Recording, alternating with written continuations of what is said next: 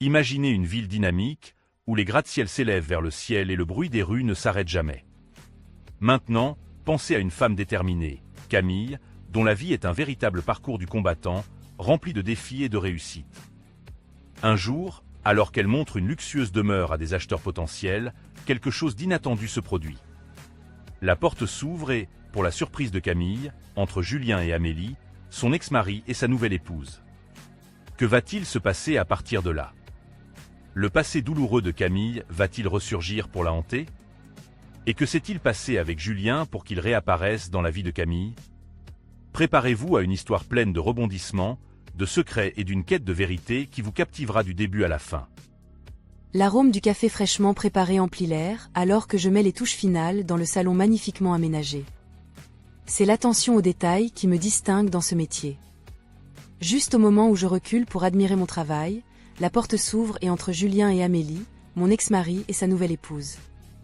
Le sourire narquois de Julien est aussi arrogant que jamais lorsqu'il s'approche de moi. Eh bien, si ce n'est pas Camille, toujours en train de vendre des maisons, je vois, dit-il avec une pointe de moquerie. Amélie se joint à lui, son ton dégoulinant de mépris. Surprise de te voir toujours dans ce domaine, Camille. Julien m'a dit que tu n'avais jamais eu ce qu'il faut. Je me retiens de réagir, refusant de les laisser me voir flancher. Julien, Amélie, quelle surprise. Je ne m'attendais pas à vous voir ici. Vous cherchez un nouveau lieu? Le bras de Julien s'enroule possessivement autour de la taille d'Amélie. Nous pensions voir ce que tu as à offrir. L'ironie ne m'échappe pas. Il y a des années, j'ai soutenu Julien alors qu'il construisait son cabinet d'avocat, mettant tout mon cœur et mon âme dans notre mariage. Mais rien de ce que je faisais n'était jamais assez bien. Il est devenu distant, critique, trouvant toujours à redire. Déterminé à tracer mon propre chemin, j'ai obtenu ma licence immobilière. Julien a ridiculisé mes efforts, les qualifiant de perte de temps. J'aurais dû voir les signes à ce moment-là, mais l'amour m'a aveuglé. Quand j'ai découvert sa liaison avec Amélie, son assistante beaucoup plus jeune, je l'ai confronté. Il a nié, me faisant croire que j'étais folle. Je ne voulais pas y croire, mais la vérité était indéniable. Le divorce m'a pris par surprise. Julien a déposé la demande, invoquant des différences irréconciliables. Il a emménagé avec Amélie avant que l'encre sur les papiers ne soit sèche. J'ai tout fait pour obtenir un accord équitable, mais il a tout fait pour me laisser sans rien. J'ai touché le fond, mais j'ai refusé d'y rester. Je me suis investie dans mon travail, déterminée à réussir selon mes propres termes. Et j'ai réussi. Je suis devenue une agente immobilier de premier plan, j'ai créé ma propre agence. Je me suis fixée pour mission d'aider les femmes comme moi à reconstruire leur vie. Et maintenant, face à mon passé, Julien et Amélie, à la recherche d'une nouvelle maison, je ne peux m'empêcher de ressentir une certaine satisfaction. Je les guide à travers la maison, mettant en valeur ses caractéristiques. Julien fait des remarques sarcastiques, mais je l'ignore. Amélie semble distraite, ses yeux fuyant nerveusement. Alors que nous terminons la visite, je ne peux m'empêcher de lancer une pique. Je suis sûre que je peux vous trouver quelque chose qui corresponde à votre budget. Mon entreprise prospère et j'ai des clients de haut niveau. Je suis sûre que je peux vous aider, ajoutez-je. Le visage de Julien rougit et il s'emporte. Et tu as eu de la chance, Camille. Tu profites juste de ma notoriété. Iesuris dausmant. La chance n'a rien à voir avec ça, Julien. J'ai travaillé dur pour ce que j'ai, et je l'ai fait sans toi. Amélie se déplace mal à l'aise, et je peux voir les fissures dans leur façade. Ce n'est que le début. Ils ne savent pas ce qui les attend.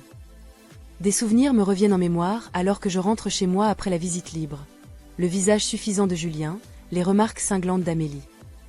Ils sont comme un couteau qui me transperce, me rappelant tout ce que j'ai essayé de laisser derrière moi. Je repense à notre mariage, comment j'ai soutenu Julien pendant ses études de droit, comment j'ai cru en lui quand personne d'autre ne le faisait. J'étais là pour lui à chaque étape de son parcours, alors qu'il construisait son cabinet à partir de rien. Mais plus il réussissait, plus il devenait distant. Rien de ce que je faisais n'était jamais assez bien. Il rentrait tard, sentant l'alcool et le parfum, et je faisais semblant de ne pas remarquer. Je préparais ses plats préférés, j'essayais de l'engager dans la conversation, mais il se contentait de grogner et de se retirer dans son bureau. Je me souviens du jour où j'ai décidé d'obtenir ma licence immobilière. J'étais fatiguée de me sentir comme un fardeau, de dépendre de Julien pour tout. Je voulais contribuer, avoir quelque chose à moi. Quand j'ai annoncé mes projets à Julien, il a ri à ma face. « Et toi, agent immobilier ? Ne sois pas ridicule, Camille. Tu n'as pas ce qu'il faut. » Ces paroles m'ont blessée, mais j'ai refusé de me laisser décourager. J'ai étudié dur, réussi mes examens, et je me suis investie dans ma nouvelle carrière. Mais Julien ne m'a jamais soutenue. Il rabaissait mes efforts, me disant que je gaspillais mon temps. Et puis est venu le jour où j'ai découvert Amélie.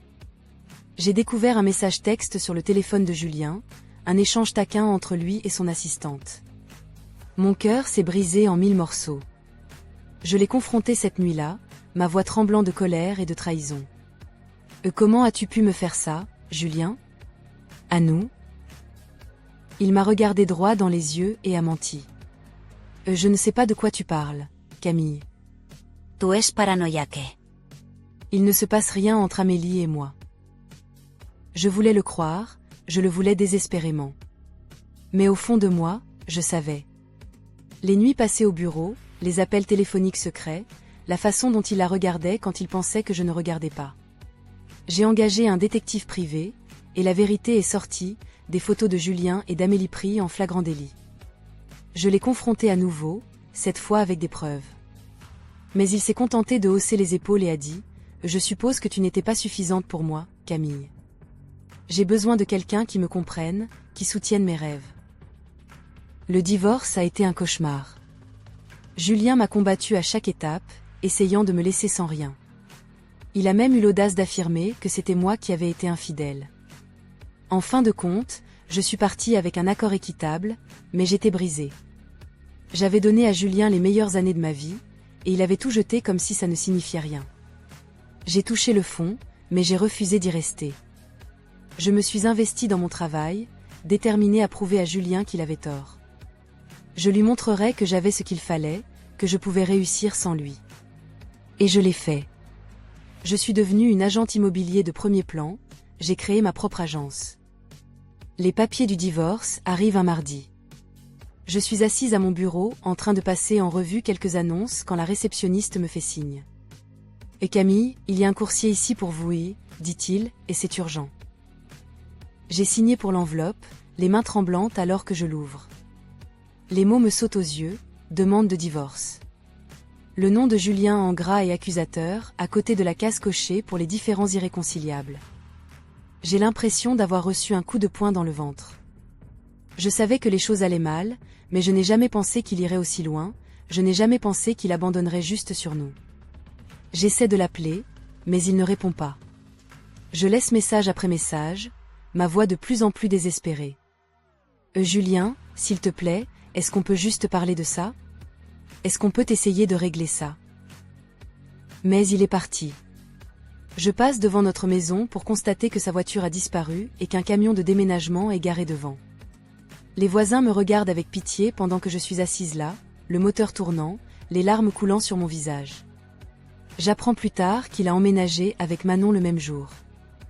Il n'a même pas eu la décence d'attendre que le divorce soit finalisé, il ne pouvait tout simplement pas attendre pour commencer sa nouvelle vie avec elle. Le divorce est un cauchemar. Julien se bat bec et ongles, essayant de me laisser sans rien. Il engage les meilleurs avocats, les plus impitoyables, et il me déchire en pièces devant le tribunal. Je me souviens du jour de l'audience finale, assise en face de lui dans cette salle d'audience stérile. Il ne voulait même pas me regarder, les yeux fixés sur Amélie qui était assise avec suffisance au premier rang. Le juge frappe son maillet et c'est fini. Je repars avec un accord, mais cela ressemble à une victoire creuse. J'ai tout perdu ce qui m'importait. J'ai touché le fond après ça. Je peux à peine sortir du lit le matin, encore moins aller travailler. Je commence à boire juste pour engourdir la douleur. Je repousse mes amis, ma famille. Je ne veux pas de leur pitié, de leur platitude. Mais un jour, je me réveille et je réalise que je ne peux pas continuer comme ça. Je ne peux pas laisser Julien gagner, je ne peux pas le laisser me détruire. Je me plonge dans mon travail, déterminé à réussir. Je prends chaque annonce, chaque client. Je travaille plus dur que jamais, alimenté par un feu dans mon ventre qui ne s'éteindra pas. Et lentement, douloureusement, je commence à reconstruire ma vie. Je trouve un nouvel appartement, un petit endroit confortable qui est tout à moi. Je me fais de nouveaux amis, des gens qui ne connaissent pas mon passé, qui ne me regardent pas avec pitié dans les yeux. Je me concentre sur mes clients, sur les aider à trouver leur maison de rêve. Je me spécialise dans le travail avec des femmes qui traversent des divorces, des femmes qui recommencent comme moi. Je deviens leur championne, leur rock. Et alors que les mois passent, je commence à guérir. La douleur ne disparaît jamais complètement, mais elle devient supportable. J'apprends à vivre avec, à l'utiliser comme combustible pour mon ambition. Je deviens une agent immobilier de premier plan, je crée ma propre agence. Quelques jours après la journée portes ouvertes, je suis assise dans mon bureau lorsque mon assistante me fait signe. « Camille, il y a une Amélie qui souhaite vous voir, dit-elle, c'est urgent. » Je ressens une lueur de surprise, mais je garde ma voix stable. « Faites-la entrer. » Amélie entre, semblant nerveuse et fatiguée. Elle joue avec son sac à main, évitant mon regard. « Camille, j'ai besoin de votre aide. » Je me penche en arrière sur ma chaise, l'observant. « Eh oh, et pourquoi devrais-je vous aider, Amélie ? Toi et Julien avez clairement montré que vous ne vouliez rien avoir à faire avec moi. » Elle prend une profonde inspiration, finissant par rencontrer mes yeux. « Et Julien et moi, nous rencontrons quelques difficultés financières. Son cabinet d'avocat éprouve des difficultés, et nous avons du mal à joindre les deux bouts. Nous devons vendre notre maison, mais nous ne savons pas par où commencer. » Je ne peux m'empêcher de ressentir une pointe de satisfaction à ces mots. Julien, le grand avocat, réduit à mendier mon aide. Oh, comme les puissants sont tombés. Mais je garde mon visage neutre, ma voix professionnelle. Et je vois. Et vous pensez que je suis la bonne personne pour vous aider, Amélie ? Amélie hoche la tête avec enthousiasme, le soulagement inondant son visage. Merci, Camille. Vous ne pouvez pas imaginer à quel point cela signifie pour nous. Oh, mais je pense que si, Amélie. Je pense savoir exactement ce que cela signifie pour vous, et j'ai l'intention d'utiliser cela à mon plein avantage. Au cours des semaines suivantes, je travaille avec Julien et Amélie pour préparer leur maison à la vente. J'apporte mon équipe de décorateurs et de photographes, transformant la propriété démodée en une vitrine moderne et élégante. Mais même en travaillant, je ne peux m'empêcher de remarquer la tension entre eux. Julien est irritable et impatient, réprimandant Amélie pour les moindres choses, et Amélie semble renfermée et malheureuse, ses yeux ternes et sans vie. Un jour, alors que nous examinons quelques documents, Amélie m'interpelle. « Camille, puis-je vous parler un instant ? En privé ?» Je hoche la tête, l'amenant dans une pièce calme. Elle prend une profonde inspiration, les mains tremblantes. « Je ne sais pas combien de temps je pourrais supporter ça, Julien. Il n'est pas l'homme que je pensais qu'il était. » Je lève un sourcil, feignant la surprise. « Hey oh ! Que voulez-vous dire ?» Les yeux d'Amélie se remplissent de larmes. Et il est contrôlant, manipulateur. Il est émotionnellement abusif depuis des années, mais je ne voulais jamais l'admettre. Je pensais pouvoir le changer, mais j'avais tort. Je ressens une lueur de sympathie pour elle, mais je la refoule. C'est cette femme qui a volé mon mari, qui a ruiné ma vie. Je ne peux pas me permettre de lui plaindre. Et je suis désolée d'apprendre cela, Amélie, dis-je, ma voix calme et détachée. Mais que voulez-vous que je fasse ? Elle me regarde, ses yeux implorants. Et je ne sais pas. Je devais juste en parler à quelqu'un. Je me sens tellement piégée, tellement seule. Je hoche la tête, mon esprit bouillonnant. C'est ça. C'est l'opportunité que j'attendais, la chance de faire tomber Julien une fois pour toutes. Je comprends, dis-je, posant une main sur son épaule, et je veux vous aider, Amélie. Mais vous devez être prête à vous aider vous-même d'abord. Vous devez être prête à le quitter, à recommencer. Elle hoche la tête, son visage se froissant. Je sais que je dois le faire. Mais j'ai peur, Camille. J'ai tellement peur. Je lui serre l'épaule, ma voix ferme et rassurante. Je sais que vous avez peur. Mais vous n'êtes pas seule, Amélie. Je suis là pour vous, et ensemble, nous veillerons à ce que Julien obtienne exactement ce qu'il mérite. Au cours des jours suivants, je travaille en étroite collaboration avec Julien et Amélie, leur montrant des propriétés potentielles correspondant à leur budget. Je suis professionnelle et courtoise, mais je ne peux m'empêcher de remarquer la tension croissante entre eux. Julien est irritable et impatient, rejetant chaque maison que je leur montre d'un air dédaigneux. Est-ce vraiment le meilleur que vous pouvez faire, Camille? Je pensais que vous étiez censé être la meilleure agent de la ville. Je retiens une réplique, gardant mon sourire fermement en place. Je vous assure, Julien, je vous montre les meilleures propriétés disponibles dans votre gamme de prix. Mais si vous avez quelque chose de spécifique en tête, je suis heureuse de continuer à chercher. Amélie, en revanche, semble renfermée et distraite. Elle parle à peine lors de nos visites, ses yeux fixés sur le sol. Je la surprends en train de regarder Julien avec un mélange de peur et de ressentiment, et je sais que notre conversation de l'autre jour lui pèse encore lourdement sur l'esprit. Alors que je rentre d'une autre visite infructueuse, Amélie parle soudainement depuis le siège arrière. « Camille, pouvons-nous parler en privé ?» Je jette un coup d'œil à Julien, qui boude en regardant par la fenêtre. « Et bien sûr, Amélie. Pourquoi ne pas prendre un café ?» Je dépose Julien à leur hôtel, promettant de le retrouver plus tard pour discuter de certains documents. Ensuite, je conduis Amélie dans un café tranquille, nous commandant à toutes les deux un café au lait. Elle prend une profonde inspiration, ses mains serrant fermement sa tasse. « Et j'ai beaucoup réfléchi à ce que vous avez dit l'autre jour, à propos de quitter Julien, de recommencer. » Je hoche la tête, gardant mon visage neutre. « Et qu'avez-vous décidé ?» Les yeux d'Amélie se remplissent de larmes. Je ne sais pas si je peux le faire. Il est tout ce que j'ai connu depuis si longtemps, et j'ai peur de ce qu'il pourrait faire si j'essayais de partir. Je tends la main à travers la table, prenant la sienne dans la mienne. « Amélie, je sais que c'est effrayant, mais vous méritez tellement mieux que ça. Vous méritez d'être avec quelqu'un qui vous traite avec amour et respect, pas quelqu'un qui vous rabaisse et vous contrôle. » Elle hoche la tête, essuyant ses yeux avec une serviette. « Je sais que vous avez raison. Mais je ne sais même pas par où commencer. » Je lui serre la main, ma voix ferme et rassurante. « Commencez par parler à un avocat. Découvrez quelles sont vos options, et en attendant, documentez tout. Gardez une trace de chaque fois que Julien est abusif ou contrôlant. Cela vous aidera à constituer un dossier si vous décidez de partir. » Amélie prend une inspiration tremblante, acquiesçant. « Et d'accord, je peux le faire. » Je lui souris, ressentant une lueur de quelque chose qui pourrait être de l'espoir. « Et Amélie, souvenez-vous, vous n'êtes pas seule.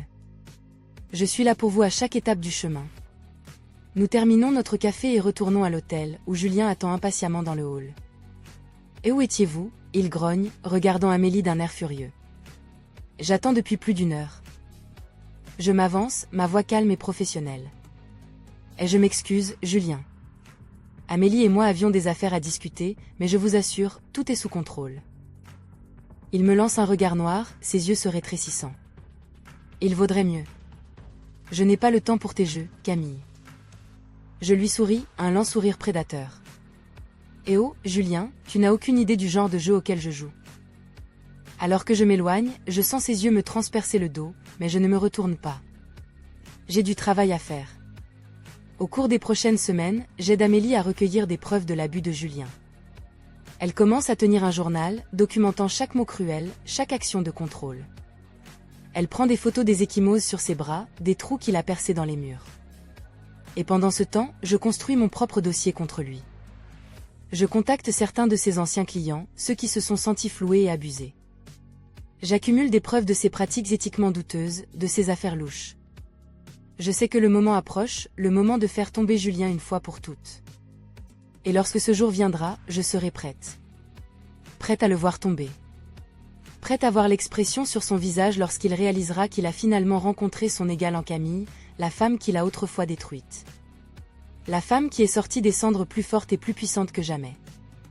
La femme qui sera sa chute ultime. Le jour de la rétribution arrive plus tôt que je ne l'imaginais. Je suis dans mon bureau en train de vérifier quelques documents lorsque mon téléphone sonne.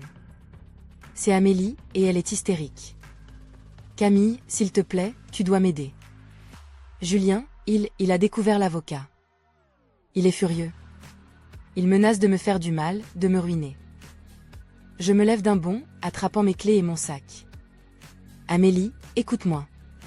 Sors de là maintenant. Va quelque part en sécurité. Je m'occuperai de Julien. Je l'entends sangloter au bout du fil. D'accord, d'accord, je vais chez ma sœur.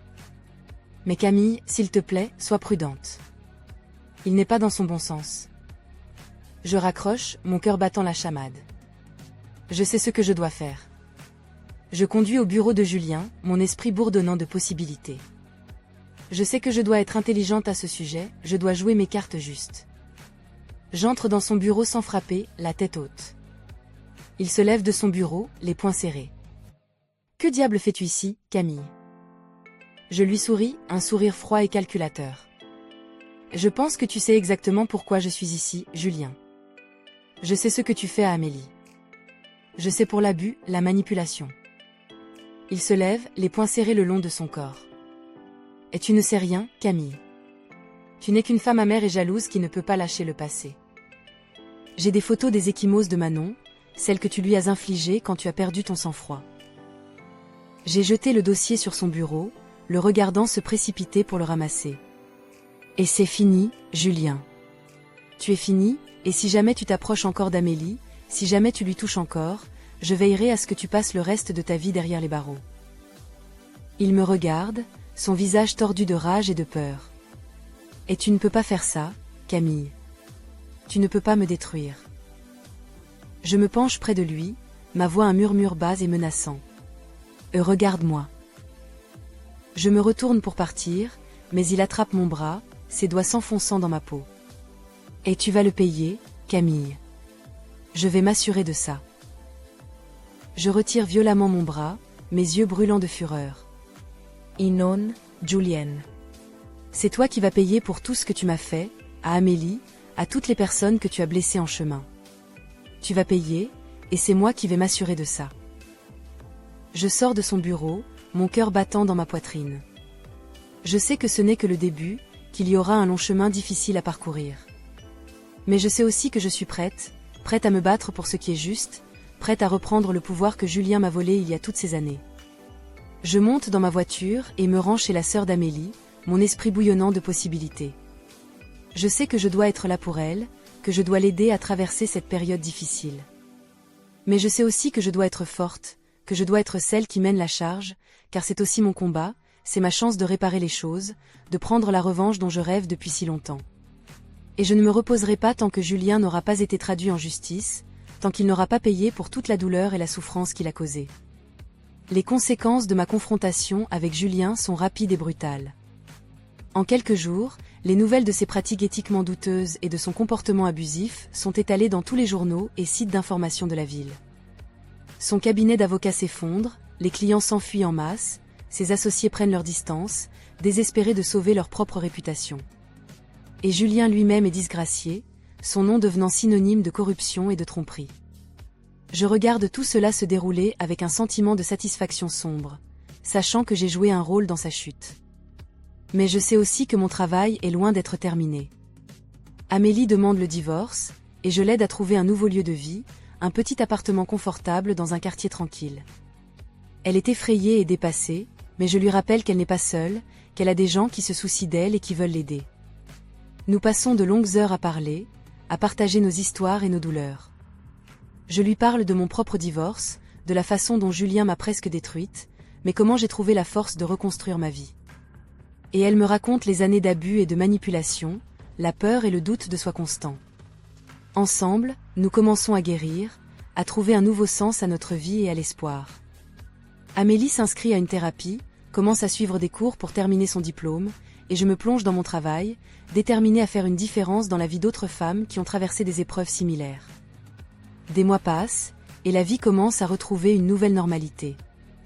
Julien est un souvenir lointain, une histoire exemplaire de ce qui se passe lorsque le pouvoir et l'ego ne sont pas contrôlés. Mais un jour, je reçois un appel téléphonique qui change tout.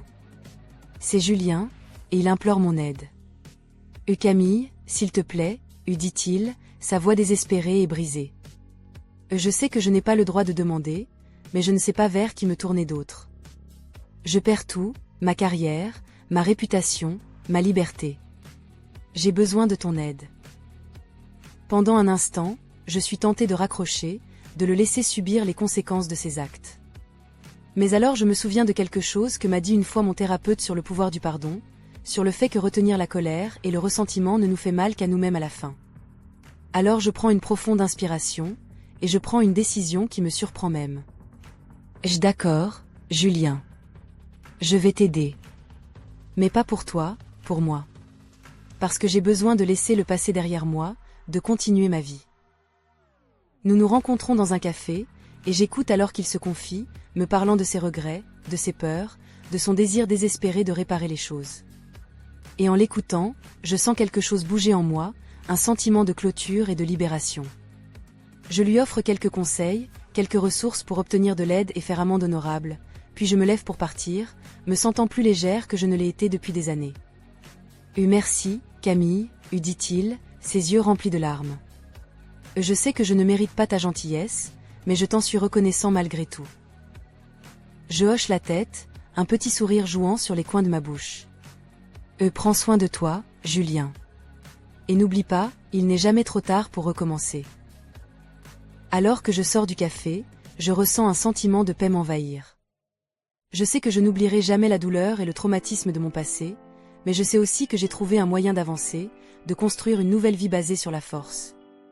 La résilience et l'espoir. Je repense à la femme que j'étais toutes ces années auparavant, celle qui était brisée et perdue, qui pensait ne jamais trouver son chemin hors des ténèbres. Et je ressens une vague de fierté et de gratitude pour le chemin parcouru, pour la personne que je suis devenue. Je suis Camille, une survivante, une combattante, une femme qui a traversé l'enfer et en est ressortie plus forte de l'autre côté. Et je sais que peu importe les défis que la vie me réserve, j'ai le courage et la détermination de les affronter tête haute, de continuer à avancer, un pas à la fois. Alors que je m'éloigne du café, un mélange d'émotions tourbillonne en moi. Aider Julien était une décision que je n'aurais jamais pensé prendre, mais il y a un étrange sentiment de clôture, à savoir que j'ai choisi le pardon plutôt que le ressentiment. Mais tandis que je navigue dans les rues animées, mon esprit se tourne déjà vers l'avenir, vers le prochain chapitre de ma vie. Dans les jours qui suivent, je me plonge dans mon travail avec un enthousiasme renouvelé. Le marché immobilier est aussi compétitif que jamais, mais je trouve du réconfort dans l'effervescence de l'industrie. Chaque transaction conclue ressemble à une petite victoire, un témoignage de ma résilience et de ma détermination. Et en aidant mes clients à trouver leur maison de rêve, je ne peux m'empêcher de ressentir une satisfaction à savoir que je fais une différence dans leur vie. Mais au milieu du chaos de ma vie professionnelle, il y a un sentiment de paix qui m'envahit. La colère et le ressentiment qui me consumaient autrefois se sont estompés, remplacés par un nouveau sentiment de liberté. Je ne me sens plus enchaînée par les chaînes de mon passé, plus définie par la douleur et la trahison que j'ai endurée. Au contraire, je suis concentrée sur l'avenir, sur la construction d'une vie remplie de sens et de but. Et au fil des mois, je me sens attirée par de nouvelles opportunités, de nouveaux défis. Je commence à faire du bénévolat dans un refuge pour femmes locales, offrant mon expertise à ceux qui en ont besoin. Je parle lors de conférences et d'événements, partageant mon histoire de résilience et d'autonomisation avec d'autres qui ont connu des luttes similaires. Et lentement mais sûrement, je commence à me forger une nouvelle identité, définie non pas par les cicatrices de mon passé, mais par la force et le courage que j'ai découvert en moi-même. Mais même si j'embrasse ce nouveau sentiment de but, il y a une partie de moi qui ne peut pas se débarrasser du sentiment que mon voyage est loin d'être terminé. Il reste des batailles à mener, des injustices à redresser. Et au fond de moi, je sais que ma rencontre avec Julien n'était que le début, le coup d'envoi d'une guerre bien plus grande. Alors que je suis assise à mon bureau un soir, examinant des annonces et des documents, mon téléphone sonne, me sortant de ma rêverie. Je jette un coup d'œil à l'identifiant de l'appelant et vois le nom d'Amélie clignoter sur l'écran. Mon cœur manque un battement lorsque je décroche, me demandant ce qui pourrait bien ne pas aller. Camille, la voix d'Amélie est tremblante, remplie d'émotion. Et c'est Julien. Il a disparu. Je ressens une montée d'adrénaline parcourir mes veines alors que les paroles d'Amélie s'enfoncent en moi. Julian disparu? C'est inimaginable, et pourtant pas entièrement surprenant. Après tout ce qui s'est passé, je ne mettrai rien au-dessus de lui de disparaître sans laisser de traces. As-tu contacté la police? Demandai-je, mon esprit déjà en train de réfléchir aux possibilités. Oui, mais ils n'ont pas pu trouver de piste, répond Amélie, sa voix tremblante. Je ne sais pas quoi faire, Camille. J'ai peur. Je peux entendre la peur et le désespoir dans la voix d'Amélie, et mon cœur se serre pour elle. Malgré tout ce qui s'est passé entre nous, elle reste la femme qui a autrefois été à mes côtés, qui a partagé ma douleur et ma tristesse. Et maintenant, elle fait face à une crise. Écoute, Amélie, dis-je, ma voix stable et rassurante. Je vais t'aider à retrouver Julien. Nous allons résoudre cela ensemble, je te le promets. Alors que je raccroche, un sentiment de détermination m'envahit. Julien a peut-être disparu, mais je refuse de le laisser échapper à la justice. Je ferai tout ce qui est en mon pouvoir pour le retrouver, pour découvrir la vérité sur sa disparition. Et ce faisant, peut-être que je pourrai enfin mettre les fantômes de mon passé au repos, une fois pour toutes. Alors que notre histoire touche à sa fin, nous sommes rappelés des leçons profondes que nous pouvons en tirer. Le voyage de Camille nous enseigne la résilience, la force intérieure et la capacité de surmonter les moments les plus sombres de la vie. Elle nous rappelle que même lorsque tout semble perdu, nous pouvons encore trouver espoir et renouveau en nous-mêmes. L'histoire de Camille nous met également en garde contre les dangers de la manipulation et de l'abus, en nous montrant l'importance de reconnaître les signes et de chercher de l'aide lorsque nécessaire. Elle nous rappelle de valoriser nos propres vies et de rechercher des relations basées sur le respect mutuel et la compassion. Enfin, ce récit nous invite à réfléchir sur le pouvoir du pardon et de la rédemption. En voyant Camille trouver la paix et la clôture, nous sommes inspirés à rechercher la guérison intérieure et à laisser derrière nous le poids du passé. C'est un rappel puissant que, quel que soit ce qui s'est passé, il y a toujours la possibilité de recommencer et de construire un avenir meilleur. Avez-vous apprécié cette histoire captivante ? Alors n'oubliez pas de mettre un like et de vous abonner à la chaîne Histoire de la vie pour plus de contenus émotionnants comme celui-ci. Continuons ensemble dans ce voyage de découverte et d'inspiration. Et maintenant, pour une réflexion encore plus profonde sur l'amour et la rédemption, je vous invite à lire l'Évangile de Jean 3h16. Car Dieu a tant aimé le monde qu'il a donné son Fils unique, afin que quiconque croit en lui ne périsse pas, mais qu'il ait la vie éternelle. Ces paroles nous rappellent l'immense amour de Dieu pour chacun de nous, et le sacrifice de Jésus-Christ pour nous offrir le salut et la vie éternelle. Puissions-nous accepter ce merveilleux don et permettre à l'amour de Dieu de transformer nos vies. Puissions-nous trouver l'espoir, le pardon et le renouveau en Christ, et avancer avec foi et gratitude. Que ce message puisse toucher votre cœur et vous guider sur le chemin de la vraie paix et du bonheur. Amen.